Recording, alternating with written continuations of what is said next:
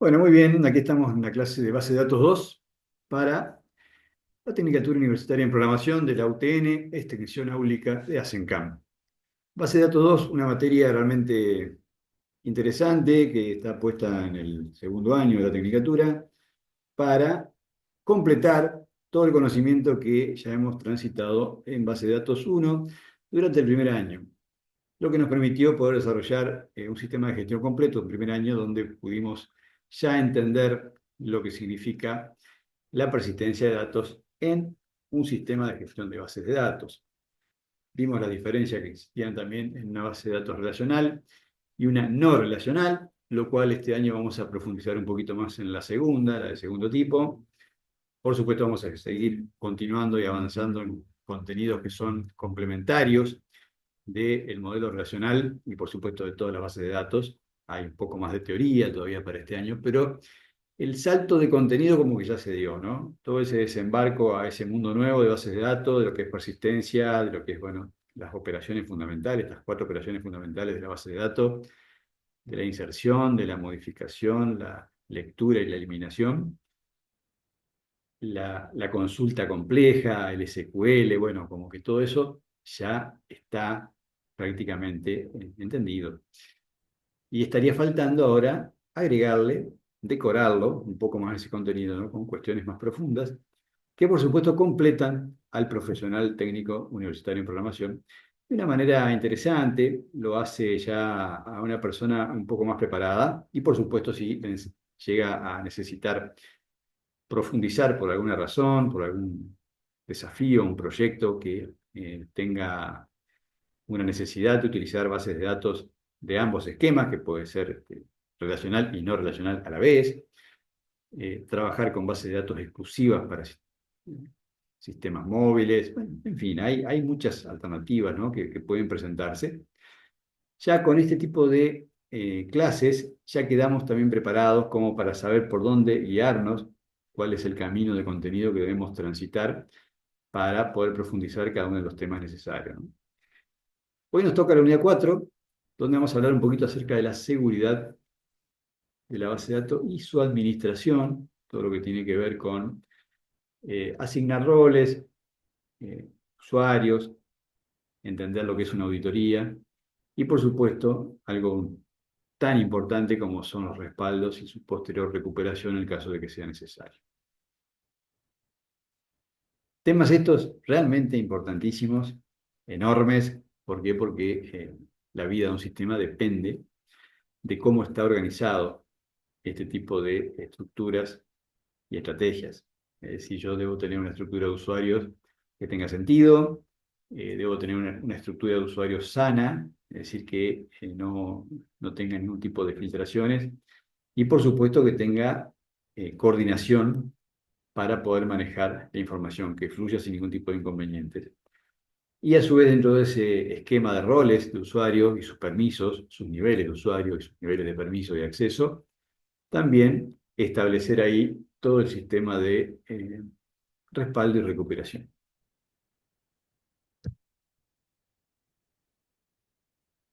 Lo que tiene que ver con el usuario y los permisos es algo que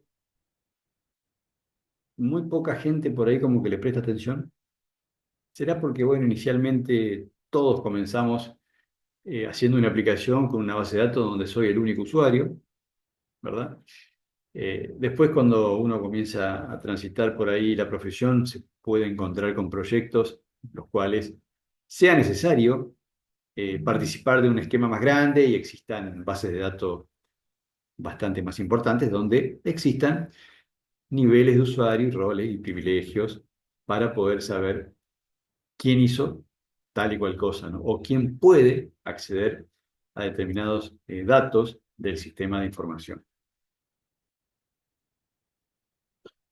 Todo lo que tiene que ver con usuarios va a estar relacionado con esa gestión de cuentas, que no es otra cosa que darle un nombre a un usuario para poder después manejarlo, ¿no? Si soy un usuario fulano, con el rol tal, y a su vez tiene estos privilegios específicos, que por supuesto lo van a autorizar, lo van a restringir para que pueda hacer determinadas tales o cuales operaciones.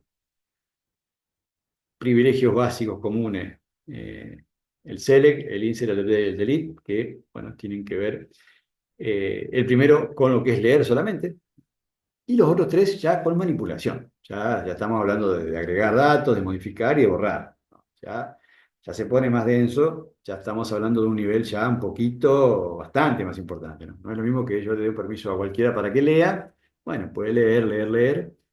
Ahora ya, para avanzar en lo que es la manipulación, hay que tener un poco ya más de conocimiento del usuario, saber cuáles van a ser las opciones de movimiento que puede llegar a tener de acuerdo a la aplicación en la cual se considere, o bien si se le da acceso directamente al gestor de base de datos, porque como sabrán, se puede hacer de las dos maneras. Es decir, uno puede tener eh, módulos donde se gestionen, por ejemplo, vistas o se gestionen reportes, y ese módulo solamente puede acceder un usuario y un usuario de ese sistema a su vez está autorizado en la base de datos para que solamente pueda leer. Entonces como que estoy restringiendo bien ya todo el esquema desde la aplicación misma y no solamente como un usuario del gestor de la base de datos, que son dos cosas totalmente distintas. ¿No? Que es totalmente viable, obviamente es posible que existan permisos y usuarios específicos del lado de la administración de la base de datos, pero no nos debemos olvidar que las aplicaciones también son un usuario más, ¿no? Y manejan usuarios y tenemos que tener claro cómo darle ese tipo de permiso y de acceso. Bueno, aquí hay un ejemplo claro en SQL que lo que significa es que estamos dándole eh, una autorización, significa autorizar, ¿no? En SQL, solamente para select e insert en la tabla ventas al usuario 1. Eso es como se debe leer esta instrucción.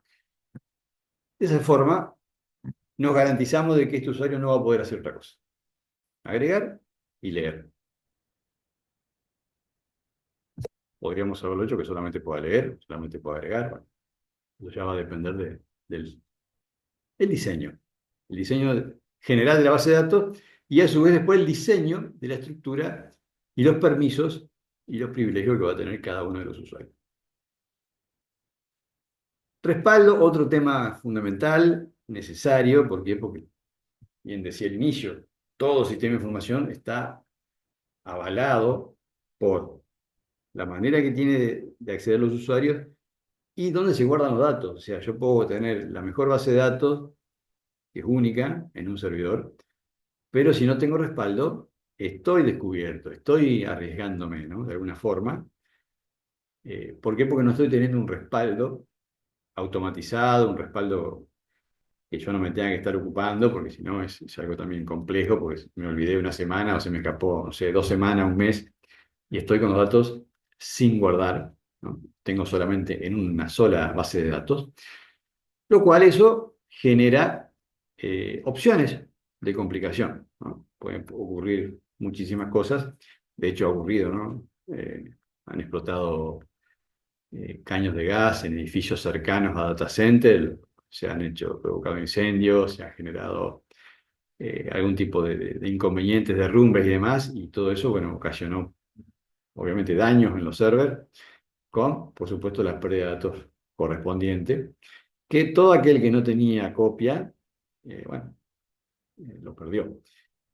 A veces los servers tienen copia momentánea, es decir, tienen los últimos 15 días, por ejemplo. Bueno, serviría.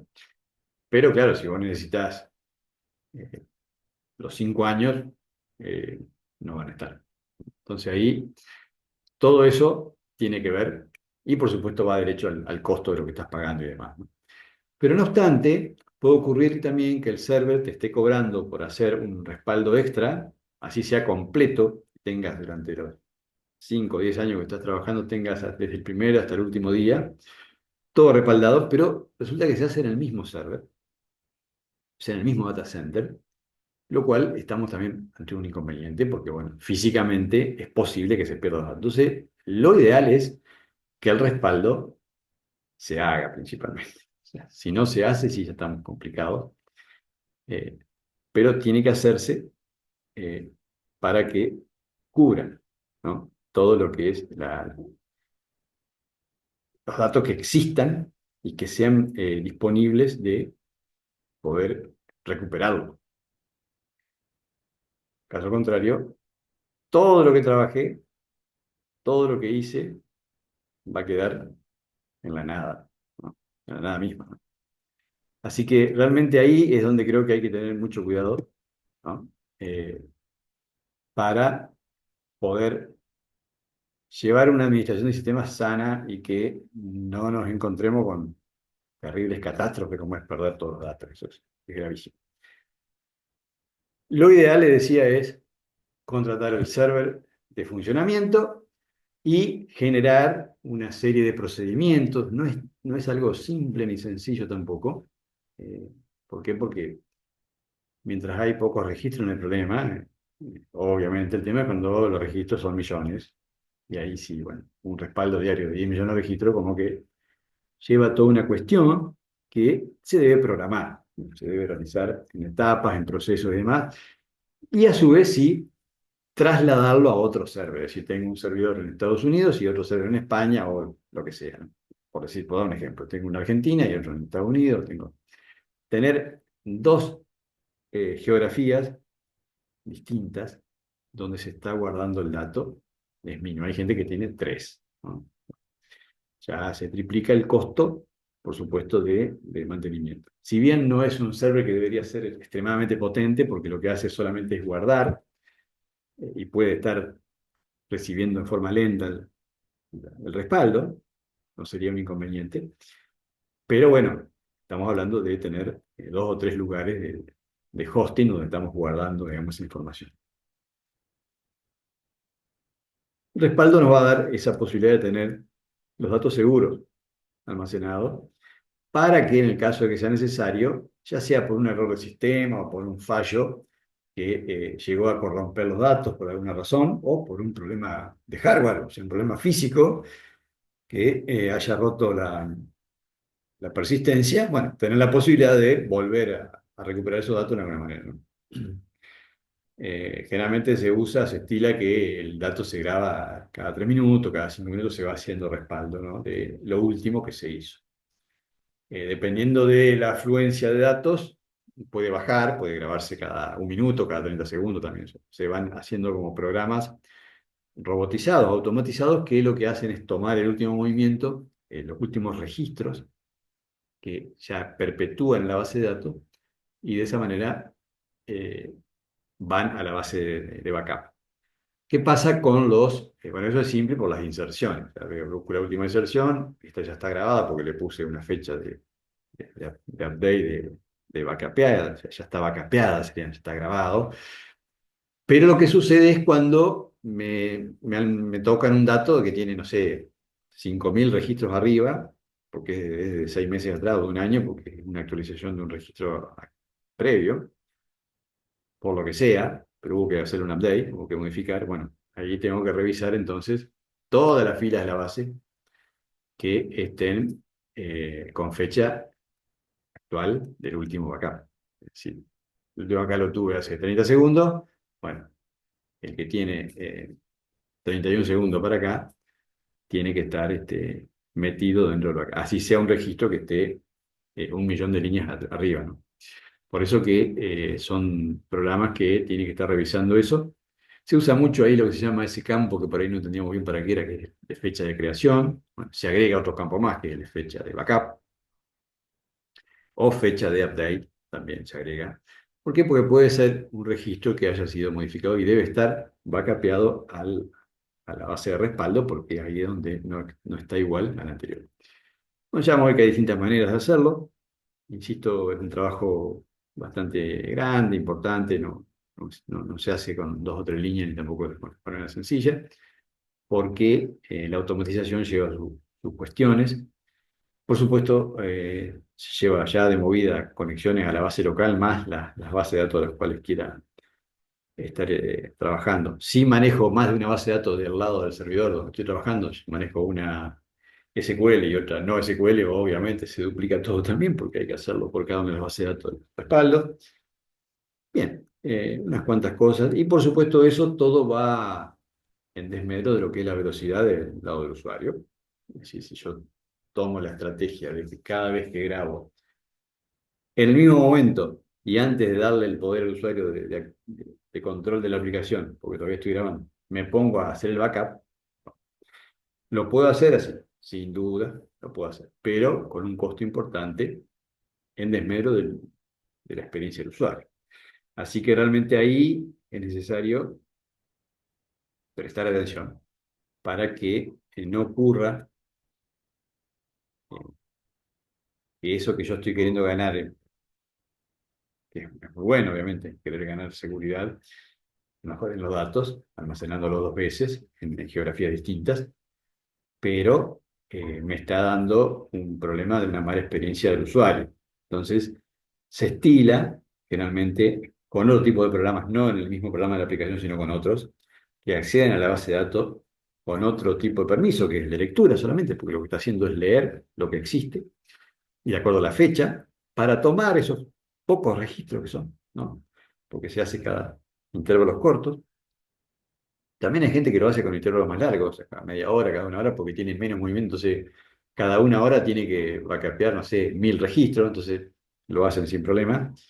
Pero hay sistemas que en 30 segundos te significa 500.000 registros. Entonces no lo pueden dejar a una hora porque ya se lo transforman en un paquete importante, lo cual después se le complica para trasladarlo rápidamente, ¿no? Entonces, todo eso hay que ponerlo en el peso. Ahí es donde se usan todas las herramientas que vimos en las clases previas, ¿no? De análisis de base de datos acerca de cuáles son las consultas que van a llevar más o menos tiempo de trabajo. Y todo eso se pone en la balanza y se termina haciendo un diseño, ¿no? De cómo quiero manejar. Y por supuesto la importancia de esto es que evitemos la pérdida.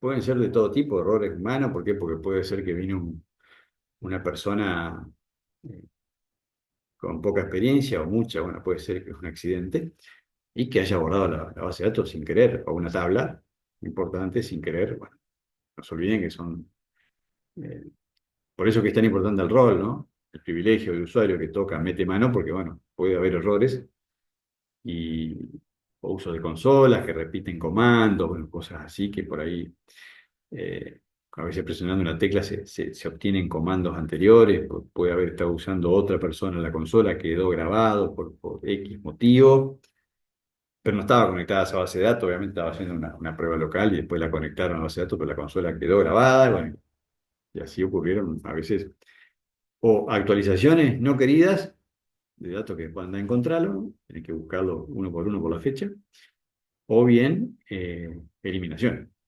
rotundas, ¿no? O si no, cuestiones de ataques mismos, ataques cibernéticos, ni hablar, bueno, obviamente, ¿no? Eso ya es para hacer daño. O cuestiones físicas, ¿no? Que puede haber problema, se haya roto el equipo, bueno, por X motivo, por un accidente o por el uso, por lo que sea. ¿Y qué queremos con esto? Bueno, tener la opción de recuperar el dato para que en poco tiempo, tampoco es fácil, o sea, tampoco es que esto salga andando en minutos, porque bueno, si tengo una base grande, sí, tengo que redirigir la conexión, pero bueno, tengo que meter en el server, tengo que estar cambiando la conexión, tengo que redirigir de nuevo para que tome el dato de la otra base en lugar de la actual. Sí, el sistema hay que trabajarlo, o sea que va a llevar un tiempo, pueden ser minutos o horas, dependiendo de la complejidad y de la cantidad de, de intersecciones que pueda tener el sistema mismo, ¿no? Por eso que es tan importante armarlo simple siempre, mantenerlo tranquilo, sencillo. ¿Por qué? Porque después cuando hay que poner en marcha o cuando hay que dar un salto sobre la marcha, no podemos estar también dilapidando tiempo, que es el que escasea siempre, ¿no? Siempre se pone escaso cuando ocurren estos problemas. Backup, todo un tema largo, da para charlar muchísimo, con historias de todo tipo, ¿no? De todo tipo, historias tremendas que han dejado saldos muy graves, ¿no? Por errores, por ataques, por roturas, de todo tipo, que sin duda eso es necesario preverlo. Y lamentablemente el backup se comienza a hacer cuando has tenido la primera desgracia, sería. Y bueno, no debería ser. O sea, hay que tomarlo como algo profesional, como una actividad que debe ser realizada, para que, bueno, tengamos siempre la posibilidad de recuperación. Puede ser que no se use en años. Yo tengo servicios 15 años funcionando que nunca he necesitado un respaldo. Y por supuesto tengo otras experiencias también con sus características no tan buenas, sin duda, ¿no? Así que, como les digo, es un tema que tomarlo, ¿no? Tomarlo con la debida seriedad. Si no, queda como en el olvido, ¿no? Y pasa otra vez el código del programa a tener la- la- todo el protagonismo. En realidad es un equilibrio, ¿no? Es un equilibrio de cosas que se deben tener en cuenta. Bueno, ahí hay como tres tipos de respaldos, los más característicos. Hay varios más, pero en realidad acá lo importante es el concepto. Y es que el concepto lo que nos trae es que uno tiene que realizarlo en función del modelo de negocio, en función de cuál es el esquema que quiero respaldar. ¿Por qué? Porque va a depender también de la cantidad. Si yo tengo una base de datos que es muy valiosa, todos los datos son valiosos sin duda, ¿no? Pero hay veces que algunos son un poco más. Pero esa base de datos tiene pocos registros. Entonces no me complico, ¿no? La respaldo completa, sin problema. O puedo tener otro esquema donde la base de datos tenga 10 tablas que se mueven mucho y tenga 50 tablas que son duras. No se mueven ni se van a mover. Es muy raro que se muevan. ¿Por qué? Porque pertenecen a, por ejemplo, pertenecen a la tabla periódica, pertenecen a esquemas de porcentaje de fórmulas y cosas que ya están establecidas, que vienen de teoremas matemáticos y cosas así como que eso nunca se va a usar, nunca se va, perdón, nunca se va a cambiar. 50 tablas, ¿no? Con 5 o 10 atributos cada una y a su vez con pocos registros, 500, 200, 300, 1000 registros cada, pero que a su vez no se mueven. Bueno, no tiene sentido respaldarla cada vez. La respaldo, sí, inicialmente, una vez, o la puedo hacer cada 6 meses, como para decir, bueno, tengo otras copias por las dudas, y me vayan quedando las anteriores. También es importante los respaldos que no se vayan pisando. Eso también, obviamente, tiene un costo de espacio. Estamos hablando siempre en la nube, ¿no? Yo ya he prácticamente descartado, incluso como profesional, he descartado ya lo que es el, el alojamiento de respaldos físicos. ¿Por qué? Porque estamos en la misma, o sea, todo lo que es seguridad, salvo que se pague una caja de seguridad, pero también estaríamos en la misma, o sea, no es seguro el 100%, o sea, creo que lo más seguro es el ambiente digital de un data center. ¿Por qué? Porque es para eso que están creados, o sea, para respaldar datos, para tener datos respaldados, seguros, que funcionan, bueno, es eso. Entonces tengo que tener cuanto más pueda pagar de eso. Entonces puedo decir, tengo uno, tengo dos de respaldo, y en distintas geografías. Tengo uno en Australia, otro en España, otro en Estados Unidos, y ahí puedo ir saltando incluso si tengo usuarios que están más adeptos a una geografía. Trabajo con la base de datos de Australia, y si no, bueno, cambio y uso los otros dos como respaldo. Todo eso tiene que ver con el modelo que exista y el trabajo que se esté realizando. Entonces, la copia completa es simplemente eso, toda la base de datos. ¿Qué pasa cuando tengo 20 millones de registros? Bueno, no es tan simple decir hacerla completa cada vez porque te va a llevar un día copiarlo. Entonces, complicado, dije un día por decir algo extremo, pero en realidad lleva mucho tiempo copiar toda esa cantidad de registros. Eh, entonces, porque no se olviden que hay que leerlo y copiarlo, ¿no? Entonces, como que si yo quiero replicar y quiero hacer una copia nueva siempre para saber si no tengo diferencia o poder ir volviendo para atrás en el caso de que me haya pasado, que también es necesario. Es decir, esa decisión también es parte del diseño. Que ¿por qué quiero? ¿Por qué? Porque el negocio me lo exige. El negocio me exige, ¿por qué? Porque tengo cambios de precio, tengo cambios de esto, cambios de lo otro, tengo un porcentaje de esto, porcentaje que me cambia en función del día, bueno, de la época. Todo eso va a tener que ver y eso me puede llevar a necesitar una copia completa, siempre.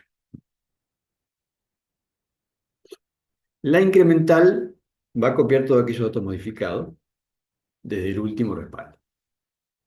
Todos los nuevos insert o los update que se hayan hecho con esa fecha que le digo, se agrega un atributo más que esa fecha de update, fecha de creación y fecha de backup, fecha de respaldo. Y la diferencial que va a tener eh, guardado todos los datos que van desde el último respaldo.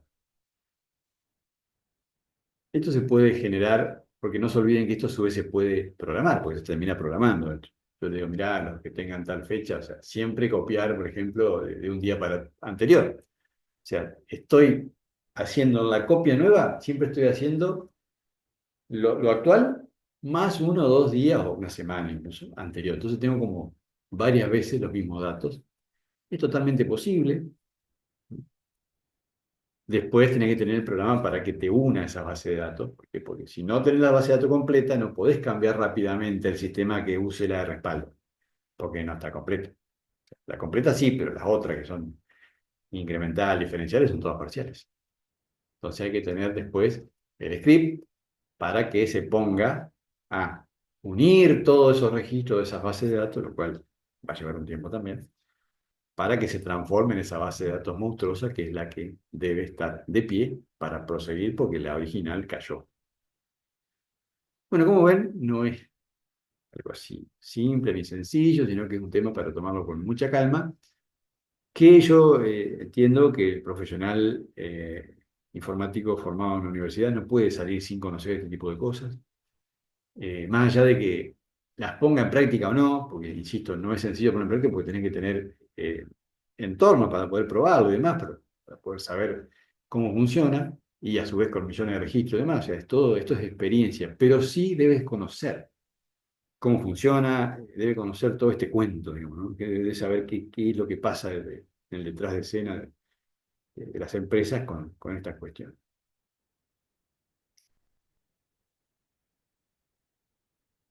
Como les decía, se programa o se puede hacer directamente desde el gestor.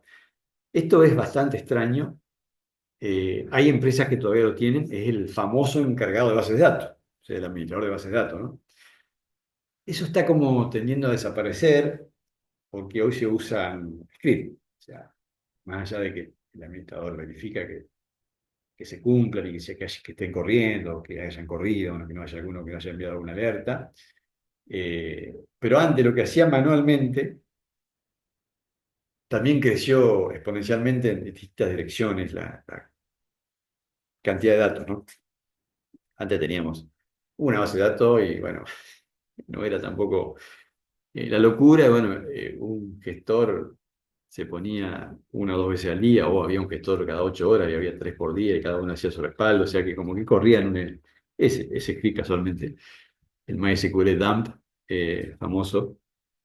Y con eso uno se garantizaba que se creaba un archivo SQL gigante y lo poníamos en un dispositivo físico. Primero eran los discos, después fueron los CD, después fueron los DVD y después aparecieron las famosas memorias flash, o sea, los USB, y después aparecieron los discos externos, USB. Y bueno, después nos dimos cuenta que eh, había que ir a la nube, pero bueno, eso ocurrió después de 2010, ¿no? Teníamos opciones máxime en esta parte del mundo, donde por ahí es necesario que hayan ocurrido varios años para que se llegue a un servicio estable y demás de Internet como para poder pensar en este tipo de cosas en línea, ¿no? Así que era eso, era correr un comando y guardarlo, y así se iba guardando un disco diario, compraban pilas y pilas de DVD o de CD o varios pendrive para tener las bases de datos. Y después empezaron a pisar los pendrive con la base de datos para tener siempre la última.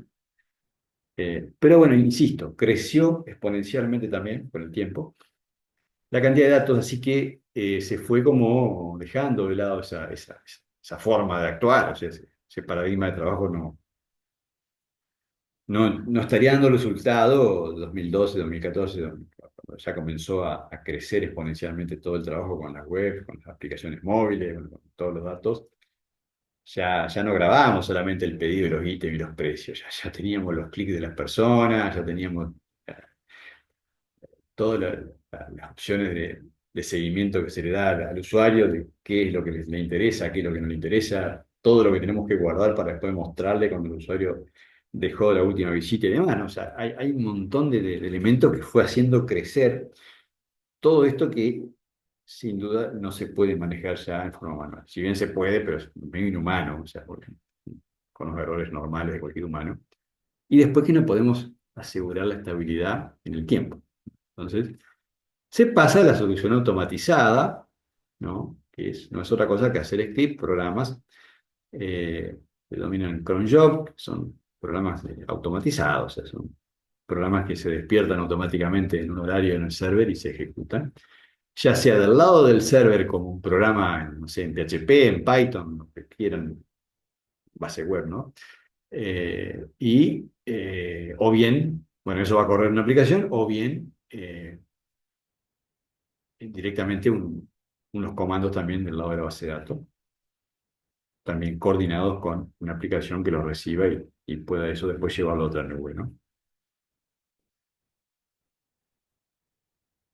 Y por supuesto, almacenando las copias en ubicaciones remotas, como le decía, geografías distintas, y ya se habla de nube eh, como algo bueno, estándar. Bueno, ahí está el ejemplo de lo que sería ese respaldo que le decía que se hacía manual, la sintaxis. MySQL dump la orden, el usuario es "-u" y "-p" para que te pida la clave. Te dice el usuario y si el usuario tiene el permiso te va a dar el paso y si no te va a decir que no. El nombre de la base de datos y el signo en este caso de mayor con el nombre de el archivo que querés donde se guarda el dato. Bueno, ese archivito se grababa en un disco y se llevaba como un respaldo físico, ¿no? La recuperación, bueno, es el proceso inverso. Si tuve un problema, quiero, o bien, no es que quiera restaurar la base. Tuve un problema en la base actual, sigue funcionando, pero hay algo que aparentemente falta registro, noto una inconsistencia por X motivo, ya sea por un ataque o por una intrusión, ¿no? Usuario malintencionado, puede ser interno o externo de la organización, y las pistas o las auditorías que he dejado a través de programas, que ya vamos a ver cómo funciona también, ya lo vamos a ver más adelante. Yo tengo la certeza, porque así quedó registrado, si tengo programas que corren dentro del gestor de base de datos que me auditan, me indican cada uno de los movimientos. Entonces me ha quedado registrado que ha habido varios delete, donde se han deleteado, se han borrado eh, registros por un usuario X, y todo eso queda grabado, porque ese programa corre en forma anónima, en forma oculta, constantemente, ¿no? Entonces yo lo que necesito es recuperar esos registros. ¿Y dónde están? Están en el respaldo anterior, seguramente. Si no están en el anterior, va a estar en el anterior, en el anterior. ¿Por qué? Porque la intrusión se produjo tal fecha. Entonces tengo la posibilidad también de hacer un recupero parcial para restaurar, para emparchar, para modificar, corregir mi base de datos actual que ha sufrido algún tipo de incidente. Otro escenario, ¿no? Otro escenario. Entonces yo puedo restaurar parcial o completo. Que no es necesario a veces parar la maquinaria, ni mucho menos, porque el sistema está andando, pero me están faltando algunas cosas porque hubo un problema. Bueno, o hubo un inconveniente, un fallo en internet, o algún tipo de problema tecnológico que me ha generado alguna duda. Entonces voy a ver qué pasa con el registro. O tengo un registro del cual un usuario, un operario de la organización dice, che, este dato estaba, yo estoy segura, la persona, ¿no? Que este dato estaba de esta forma y ahora está así. Bueno, se va a revisar dónde está el log de movimiento y qué pasó con ese dato y bueno, por supuesto se va a los respaldos, ¿no? Bueno, el ejemplo de recuperación, como ven aquí más abajo, es parecido, pero en vez de usar MySQL dump, usamos directamente MySQL. con el usuario y la contraseña, el nombre de la base de datos, y se invierte el signito, porque lo que hago ahora es traer desde ese archivo, que lo tengo que tener en la misma línea donde estoy ejecutando el PHP-MyAdmin en este caso, ¿no? Para traerlo a la base de datos actual. Esto también es parte de lo que se hacía, ahora se hace de forma también programática, automatizada, o sea, más allá de que yo no soy muy, se podría decir, afín a efectuar lo que son los restore o las restauraciones automáticas. Prefiero que haya un poco de control, si puede ser 100% mejor. O bien que esa restauración sea una base de datos limpia, no pisando la que está fallada o la que tiene algún tipo de inconveniente o tiene duda, ¿no? Dejar siempre el original a salvo creo que también es una buena técnica. Producto de que las experiencias nos han dicho que, bueno, que es preferible que haya más opciones a que esté pisada la única opción. O sea, no tiene mucho sentido. El problema a veces es el espacio. El espacio genera ese tipo de inconveniente y a veces, bueno, nos hace tomar esas decisiones drásticas de pisar los datos.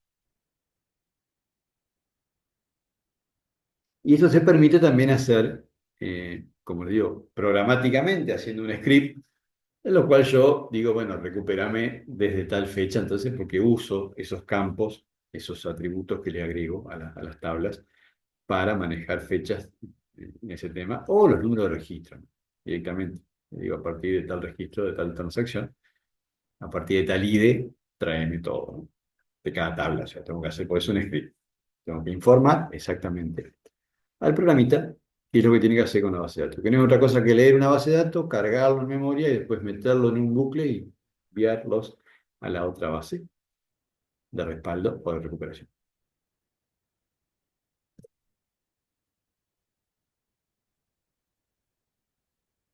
Los usuarios y los permisos, bueno, como ya dijimos, no es otra cosa más que eso. Crear directamente el usuario con un nombre para poder manejarlo y a su vez darle los permisos específicos en función de las operaciones que pueden realizar. Ahí hay un ejemplito muy simple donde creamos el usuario, nombre usuario, arroba localhost, que está identificado por una contraseña X. Ahí hay que cambiar usuario, arroba localhost, que va a ser seguramente localhost o será el dominio del hosting. Y usuario puede ser Carlos, ¿sí? Y la contraseña, bueno, una contraseña fuerte con alfanuméricos de números, letras y caracteres extraños, sería lo ideal. Y a su vez después le doy la autorización, grant, ¿no?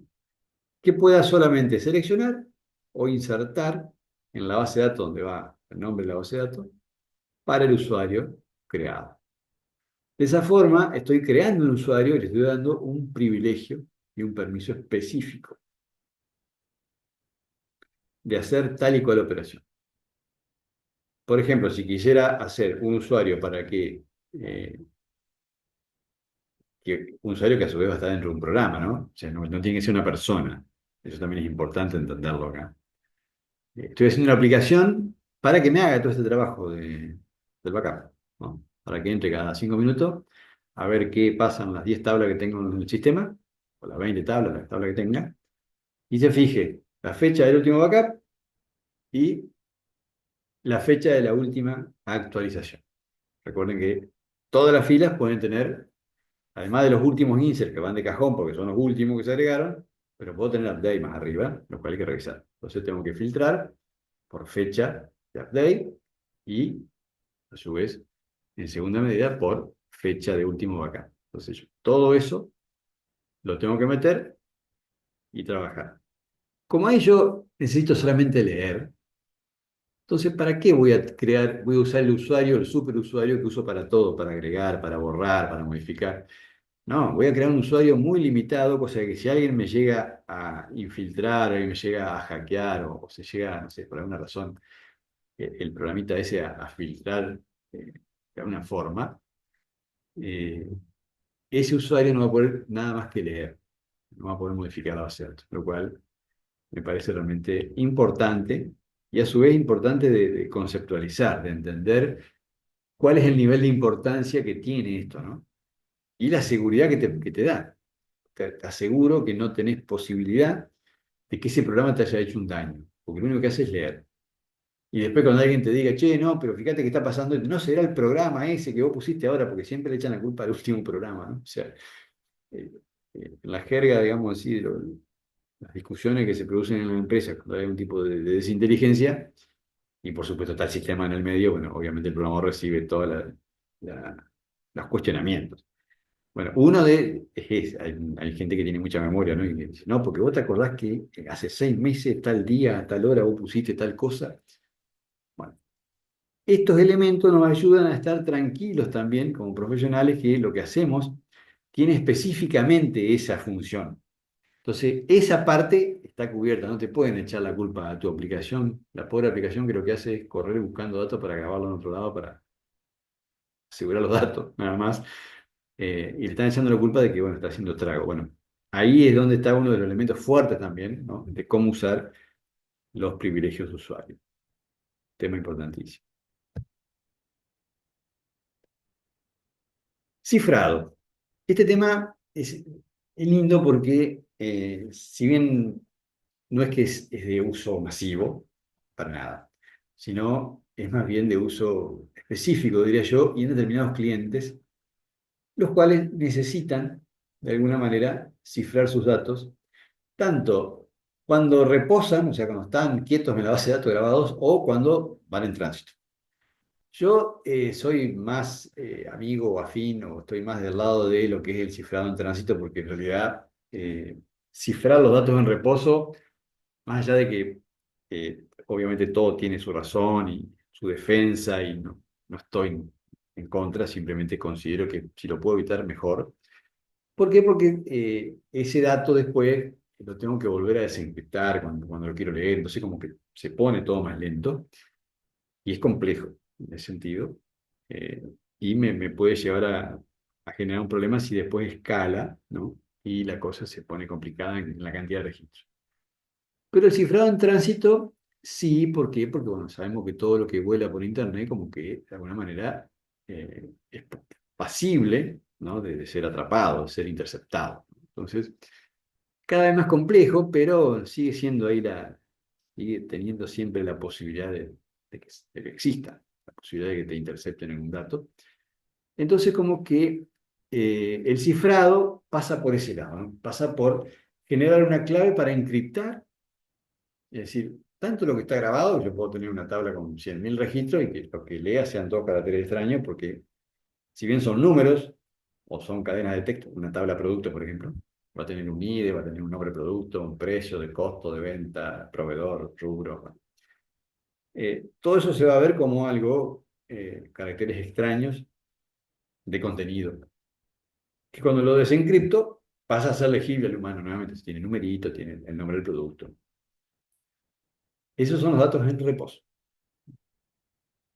Y el en tránsito es cuando yo estoy limpiando. Estoy haciendo la grabación, genero el envío y ese dato vuela, viaja a través de la conexión y va a la base de datos. Hay dos tipos de cifrados para ambos casos,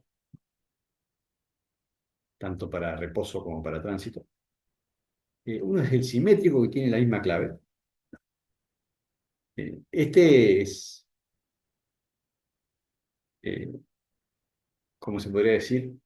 Eh, Más simple, porque no necesito de tanto trabajo previo para generar la clave, ¿no? ¿Por qué? Porque es una única clave, que incluso la puedo idear yo mismo como programador y no usar ningún tipo de las técnicas eh, académicas o las técnicas convencionales, se podría decir, donde ya se sabe cuál es el script que genera la encriptación. Entonces, yo mismo puedo crear una encriptación que sea tan única que hasta me cueste a mí en algún momento si pierdo el esquema de poder desencriptarlo. Bueno, esto sería el caso de una base de datos, de lo cual se vería así como le decía yo, caracteres extraños. ¿Por qué? Porque están cifrados y es el programa que se encarga de enviar los cifrados y después cuando los quiere leer los trae tal cual y los vuelve a la realidad para interpretarlo, procesarlo y mostrarlo al usuario, ¿no? Procesar los datos en reposo encriptado, si bien se puede, pero es un poco más complejo. No tiene casi sentido, ¿no? Pero si uno se quiere complicar, se puede hacer. Y el cifrado, el otro, que es el asimétrico, el famoso que usa dos claves, más moderno, la clave pública y la privada, ¿no? Donde la clave pública es la que se distribuye normalmente, que porque es la clave que yo puedo hacer pública casualmente, ¿no? Y la privada es esa única clave que va a ir al server y va a generar del otro lado el candado. Entonces ese candado se va a abrir únicamente contra la recepción de la llave pública. Esto anda muy bien, muy bien. Funciona perfecto para el intercambio de datos en tránsito.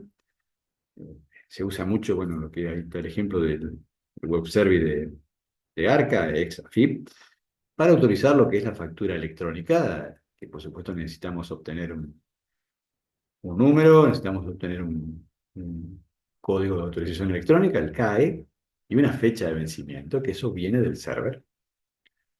Entonces, tanto lo que se envía, que es el código de autenticación, que es tanto el quit como la clave de usuario y por supuesto el acceso que tiene el contribuyente al organismo recaudador, y después, y a su vez va la clave, por supuesto, la clave con el certificado, va la clave pública, y ya previamente tiene instalado por un proceso previo que debe hacer el programador, que es instalar. Por eso digo que es más complejo.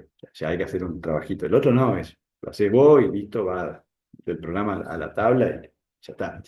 Acá no, acá ya hay que hacer un trabajo con el órgano donde va a ir el proceso. Hay que instalar del lado en este caso del ente, un programa que genere ese certificado que es el que va a manejar la recepción de esa clave pública para abrir ese candado que se transformó en candado gracias a esa clave privada, ¿no? Previamente generada. Bueno, funciona perfecto y realmente es rapidísimo. No tiene prácticamente demora. Porque, como les digo, es algo simple, ¿no? Eh, se maneja solamente con ese dato real de ese momento. Es el dato que está volando en ese momento. No es reposo, sino que es el dato en tránsito. Y acá armé como una pequeña diferencia entre ambos, más allá de ser un poco repetitivo, ¿no? Eh, pero el en tránsito va a proteger los datos que se transmiten, lo que estaba comentando recién, ¿no? Entre dos sistemas, entre una web y una base de datos, o entre una web y un web service, como en el caso de AFIP. Y se utilizan estos protocolos de lectura segura. El HTTP más la S es lo que ustedes ven en los sitios web ahora, que es por convención se estableció de que todos los navegadores exijan eh, el protocolo HTTPS en lugar del antiguo que era el HTTP. Eh, Eso significa Hypertext Transfer Protocol, ¿sí? Protocolo de transferencia de hipertexto. Y ahora se le ha agregado Secure, o sea, seguro, que utilizan los famosos certificados SL o TLS. Esos certificados SSL son el candadito que se ve en las web para determinar de que ese sitio es seguro porque está garantizado el tránsito de los datos a través de un cifrado en tránsito. En reposo va a proteger únicamente los datos almacenados, ¿no? Esto se puede aplicar a determinados atributos, ¿no? Pero querés, no sé, esconder los nombres de los productos, es raro, pero ponerle.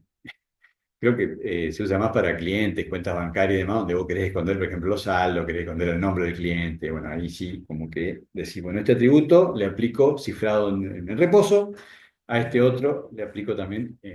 Y así como que eliminás más que nada el esquema de lo que es el peso del trabajo del lado del gestor de base de datos, lo que eso después redunda en hacerle lento la experiencia de usuario. Todo acá el costo es el tiempo de proceso, ¿no? Más allá de por ahí también el espacio que algo más se ocupa, porque son más bits que hay que guardar. Así que como que cuesta tomar la decisión a veces en esto. Eh, Uno tiene que analizar bastante todo el esquema y ver cuál es el camino más saludable para la aplicación, principalmente, que después va a redundar en lo que es el uso del programa, ¿no? Algunas consideraciones adicionales sobre lo que es cifrado.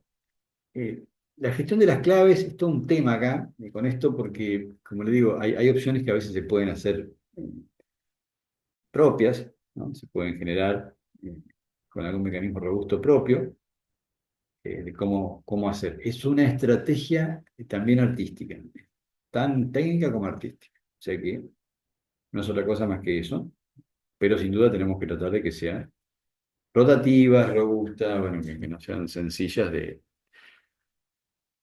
poder reproducir por algún script que genera o emula cambios hasta que encuentra la posibilidad. No se olviden que todos los scripts pueden generar la parte, eh, emular lo que se quiso hacer. Entonces, como que realmente ahí es donde viene el problema. Por eso que hay que ser muy creativo en ese aspecto de cómo generar la posibilidad de que la encriptación que se haga no sea sencillo de descifrar.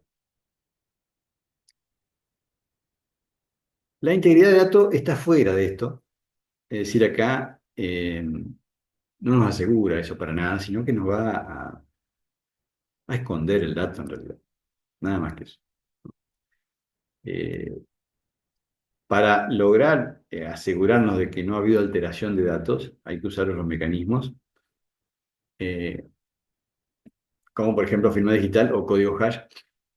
¿Qué quiere decir esto? Que a mí no me ingrese nadie a modificar la columna de saldos de la base de datos del banco. O sea, que eso solamente puede eh, modificarse por programa. Pero si yo no tomo el recaudo y entra alguien malintencionado o me hackean la base de datos, me puede modificar esa columna, ¿no? Entonces, ahí es donde debo trabajar ya con estos mecanismos que ya son más complejos, más elevados y por supuesto más costosos en cuanto a lo que es tiempo y a lo que es espacio y demás. Y a su vez procesamiento del lado del sistema de gestión de base de datos, llamado firma digital o código de hash. ¿Qué va a pasar con esto? Que cuando se pretenda modificar ese campo, ya sea por programa o lo que sea, se va a solicitar una autenticación de apertura de la celda a través de firma digital o de un código hash. Y por supuesto, ahí aclaré lo del rendimiento porque, bueno, es un hecho, es un hecho, eso sé, pero ya va de, como que ya todo el mundo lo ha aceptado, ¿no? Que vieron que por ahí las aplicaciones de banco tienden a ser un poco como un poquito más lentas de lo normal, ¿no? Que no está acostumbrado. Eh, ¿Por qué? Porque está pasando todo esto detrás. Está haciendo todo el esquema de verificación y aseguramiento del dato.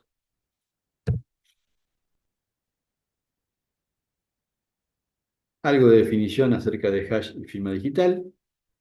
El hash es una función unidireccional, o sea, va a generar una huella digital de datos que generalmente se hace en función de los datos actuales y por supuesto se le aplica una función que puede ser MD5, SHA-1, SHA-256. Son esquemas de ecuaciones que se le aplican a los datos y se los transforma. Lo transforma en una cadena alfanumérica y eso genera ese hash único de ese conjunto de datos que quiero bloquear o que quiero custodiar o proteger con el hash.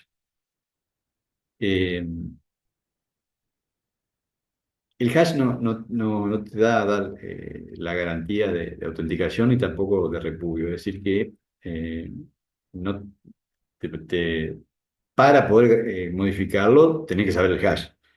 Pero eso no garantiza que el que lo creó, o sea, quién que lo creó y si no son falsos. O sea, en ese sentido, no es. Por eso va a depender del modelo de negocio que quiera, ¿no? Si es la columna de la cuenta del banco, a mí no me preocupa eso, porque en realidad yo lo que quiero nada más es que no me lo modifiquen, o sea, que no me importa quién lo creó, o si es falso, porque en realidad eso no puede ocurrir porque lo hace el mismo programa. Entonces, y lo que yo quiero es que cuando alguien entra a modificar o el mismo programa, pase por ese control de hash. Entonces yo me aseguro. de que esa parte está cubierta. No necesito otra validación en ese campo, en ese caso, ¿verdad? Las firmas digitales ya hay una cuestión de criptografía asimétrica, lo que veíamos con el web service de AFIP, ¿no? Ya se habla de dos claves también, clave privada y clave pública, y por supuesto eso se va a estar verificando cada vez que se quiera hacer el cambio. Eso ocurre mucho cuando uno quiere loguearse al server de un ente, que en este caso recaudación de impuestos, donde vos para loguearte, para hacer un cambio, porque vos querés leer un dato y a su vez querés grabar un dato, una nueva factura, querés informar un importe, un contribuyente y la retención y los importes del IVA y demás, bueno, ahí te pide, ¿no? Sí o sí la firma digital, tanto la clave pública para que abra la llave privada, que es la que tiene ya preinstalada en un paso previo. ¿Sí? Tiene sin duda un trabajo bastante más importante, ¿no? Pero eso sí te garantiza todo. Tienes el dueño, ¿no? Y el dato que se envió no puede ser repudiado, no puede ser negado. Es decir, yo soy el dueño y por supuesto yo no puedo negar que lo mandé porque no hay otro que lo haya podido enviar, porque es el único que tiene la clave. Y la clave pública va a funcionar exclusivamente con la privada en el momento que se instaló. O sea, por más que otro tenga la clave, te roban la clave pública, si no tiene el certificado, no le va a funcionar, ¿no? Para nada.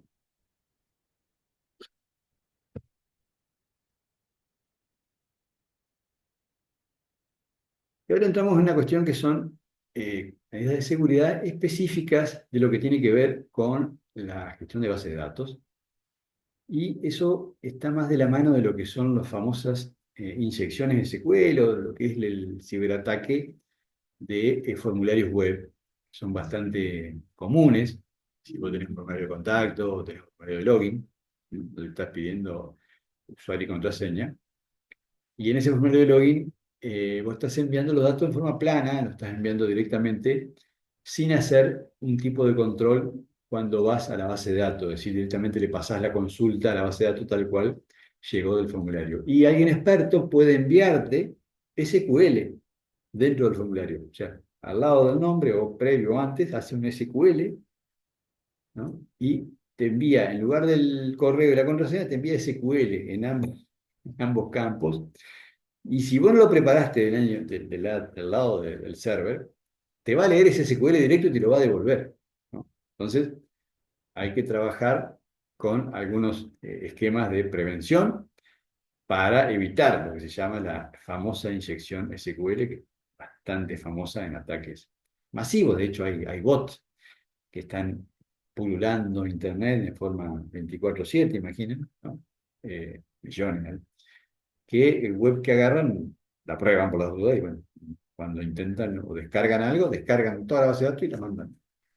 Realmente descargan bases de datos de usuarios con identificaciones, claves, los cuales después sirven para hackear Instagram, bueno, hackear Facebook, todo lo que venga, ¿no? Y lo que, por supuesto, correos electrónicos, que como sabemos, los correos electrónicos pueden terminar teniendo las claves de acceso a los bancos o a las billeteras electrónicas, bueno, toda una serie de cuestiones, por eso que se dio el paso de la autorización del doble factor, ¿no? Autorización de dos pasos también, se llama de esa forma, para asegurar que cuando ha habido un acceso a la billetera electrónica o al banco desde una IP desconocida a la habitual, una geografía muy distante, por ahí te vas de viaje y resulta que tu banco te pide que, que te envíe tu teléfono, te envíe un contacto de un código o algo para saber de que realmente sos vos el que está ingresando. Porque si no, es muy probable que sea un bot, ¿no? Que está entrando.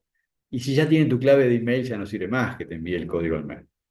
Todavía hay casos que lo usan, pero en realidad ahora se pasó al teléfono. Claro, para eso no hay que perder ni el teléfono, ni mucho menos el número. Que claro, ahí si no te quedas complicadito, ¿no? Por lo tanto, bueno, va también llevando un trabajo más grande del lado del usuario, al mismo que del lado del proveedor de los servicios, o en este caso de las entidades financieras, ¿no? todo lo que es la inyección SQL se llama inyección porque lo que hace es meter código SQL en un formulario. Eh, Hace que esas entradas puedan ser muy vulnerables a la base de datos. Por eso, ¿qué hacer para prevenirla? Bueno, algo que funciona es la parametrización, se llama. Es decir, todo lo que nosotros vimos en forma muy simple hasta el año anterior, recuerdan que hicimos ese sistema completo de gestión de pedidos y demás con base de datos, andaba muy bien, ingresábamos clientes, ingresábamos rubros, proveedores, ingresábamos productos, y bueno, después hacíamos pedidos, los modificábamos, los listamos, los eliminamos, los agregamos. Bueno. Y ahí había como una forma, ¿no? Una sintaxis para hacer lo que es las famosas cuatro operaciones de base de datos, lo que es la lectura, la inserción, la modificación y la eliminación. Tanto los insert, los update, los delete, y los select, que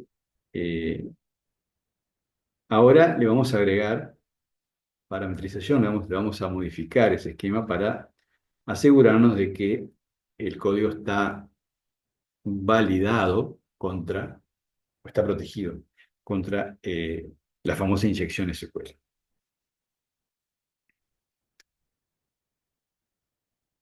Hay como dos grandes pasos, ¿no? Verificar que las entradas del usuario cumplan el formato, eso también lo puedo hacer. Debo hacerlo. Lo puedo hacer tanto del lado del formulario o lo puedo hacer después. Es lo mismo, lo importante es hacerlo. ¿Por qué? Porque si yo realmente necesito un email, bueno, asegurar de que lo que me está entrando es un email, ¿no? Entonces ya ahí ya no va a entrar el SQL, porque no es un email. Bueno, hay maneras de asegurar de que el dato esperado sea exactamente del formato de un email. Y por supuesto que todo lo que es formato parecido a un email está muy lejos de ser un SQL, en la forma que lo conocemos. Sabemos el SQL no tiene forma de un email, entonces no va a poder hacer mucho con eso, ¿no? Ahora, si yo no valido y lo dejo que envíe, y después del otro lado tampoco, lo mando derecho a la base de datos, bueno, ahí sí me estoy entregando sin tipo de protección. Completo, entregadito para que me descargue todos los datos o me modifique los datos, ¿no? Entonces, si espero un email, lo verifico, si espero datos numéricos también, si espero determinado rango de datos, o sea, estoy trabajando con DNI como o quit, ¿no? Como clave de usuario, perdón, como usuario y como clave una clave especial. Cuando yo recibo el DNI o el quit, tengo que controlarlo específicamente para que ese rango esté dentro de lo que estoy recibiendo. El quit es más fácil porque entonces puedo controlar si realmente es un quit, haciéndole la fórmula de control de quit para ver si realmente lo que dice, tanto con el dígito de los dos dígitos iniciales y el verificador último, tiene sentido. Y a su vez puedo verificar que el del medio sea un DNI real, puedo conectarme a una base de datos de DNI a la cual tenga acceso y poder verificar si existe. O sea que hay maneras de hacerlo y no pueden hacer absolutamente nada. O sea, ¿por qué? Porque está verificado, ¿no? Previamente. Tanto al ingreso o posteriormente lo mismo, basta que se haga, donde le va a llegar un error o directamente no va a hacer nada. Los caracteres especiales, bueno, también es un paso que hay que hacerlo, es decir, ahí si yo veo que hay comillas o hay alguna palabra como insert o update o delete, bueno, obviamente ya voy a poner una alerta. No digo de incluso bloquear el usuario, nada, sino, bueno, poner una alerta, preguntar de nuevo, eh, cosa de que también no deje de ser amigable la relación, porque puede ser que por alguna razón el usuario escriba mal o pegue justo una cadena, un usuario que esté trabajando, digo yo, y pega sin querer una cadena de SQL, para que la experiencia no tiene por qué ser mala, sino que sí segura, ¿no? Segura. De buena manera se le explica al usuario que hay un error y que por favor verifique el dato que ha ingresado.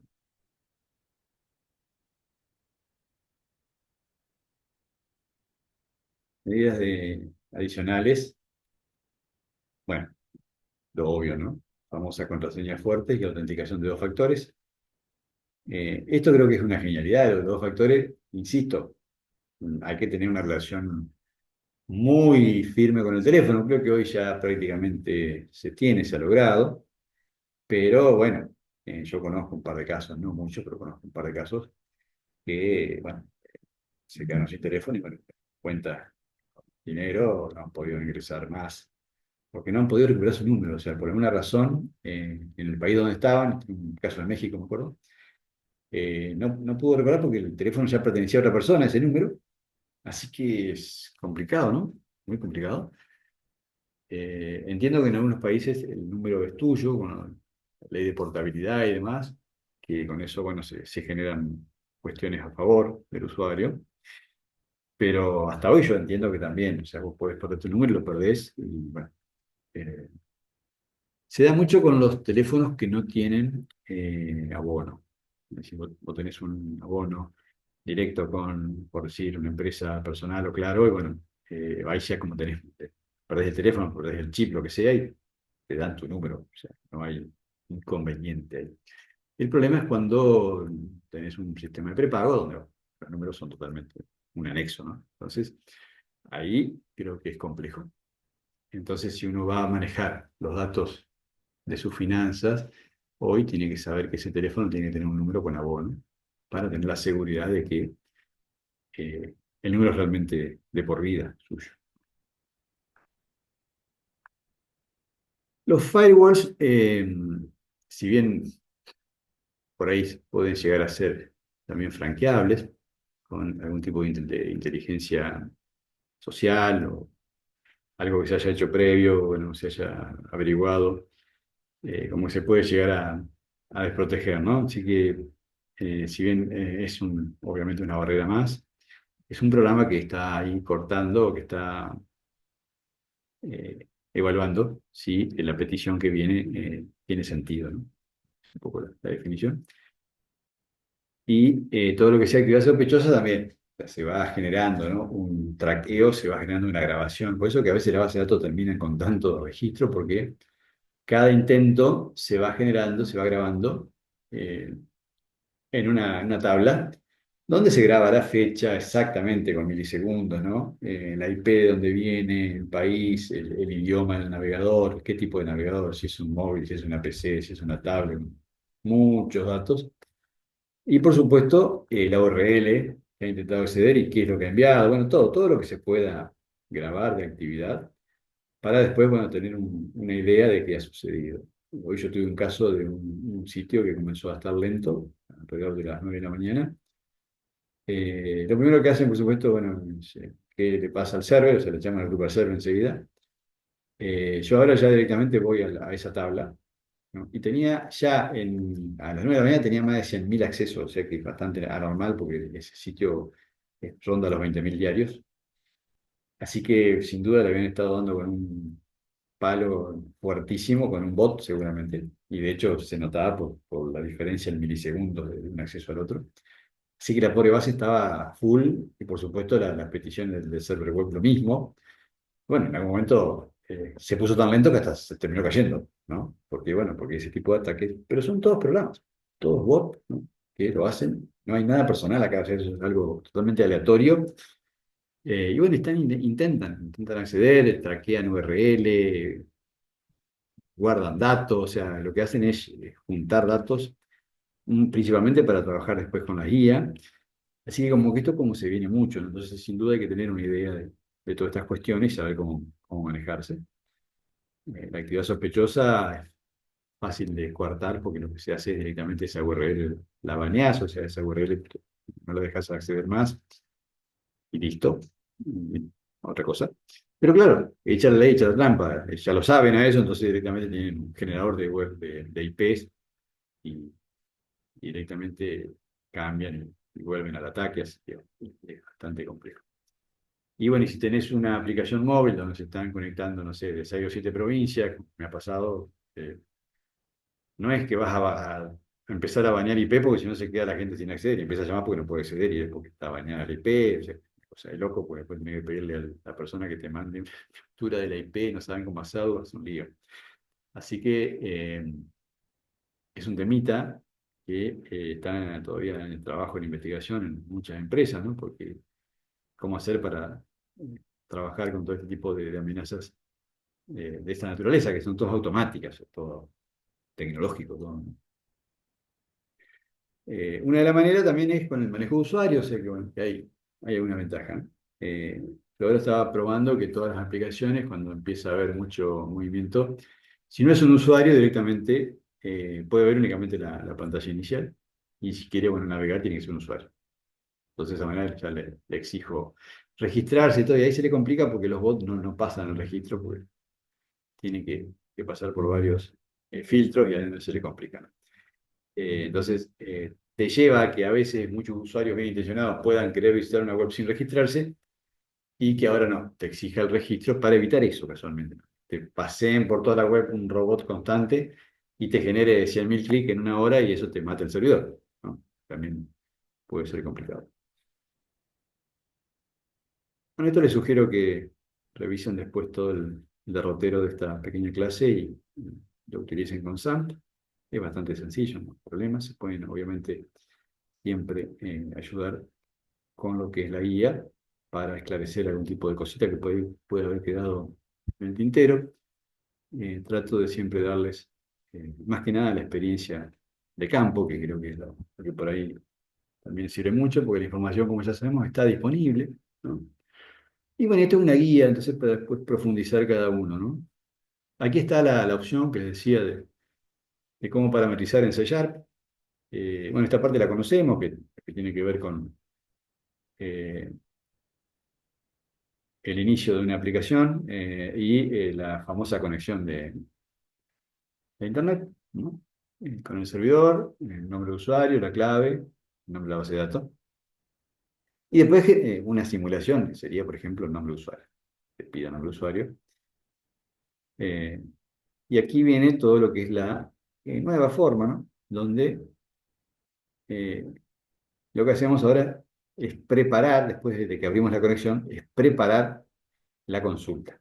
Consulta preparada o preparar la consulta, que lo que hace es usar esta sintaxis, donde fíjense que no cambia mucho el SQL, solo que nosotros aquí donde le colocamos la igualdad a la variable que nos importaba, que le concatenamos al SQL, para ver que realmente sea ese nombre de usuario o esa clave, ahora se coloca un alias. En lo que es la parametrización colocamos una alias, en este caso es arroba nombre. Entonces a ella le complico porque en realidad lo que está esperando es ese dato, pero no pasa derecho, sino acá me van a pasar, por ejemplo, un OR, 1 igual 1 me pone, es lo que hace la lógica, ¿no? La normal, la del libro.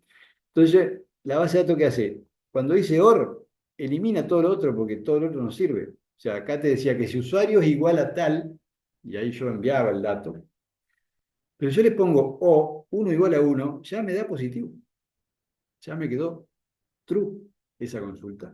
Entonces pasa. Ese usuario tiene acceso a la base de datos. Acá no, porque acá está esperando un alias. Entonces, esto no significa nada. Necesita un paso más, que lo va a dar aquí, donde después, con esta sintaxis, lo que hace es transformar un vínculo, ¿no? En el parámetro. Vincula nombre usuario, que es la variable que yo estoy queriendo constatar, que el usuario me está enviando, lo estoy vinculando a arroba nombre, a este alias. Si tengo más, acá tendría que poner arroba clave y ponerle clave usuario, bueno, DNI, lo que sea, pero es más trabajo, ¿no? Campo, por cada campo que sea también crítico, ¿no? Voy a hacer este tipo de controles para evitarme que una inyección SQL me entre a la base de datos.